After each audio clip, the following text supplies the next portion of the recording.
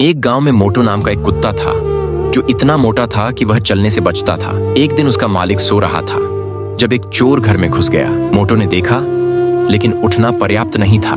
चोर आराम से लिपटा हुआ था कि मोटू ने जोर से लिया। उसकी भारी आवाज ने चोर को डर से बेहोश कर दिया।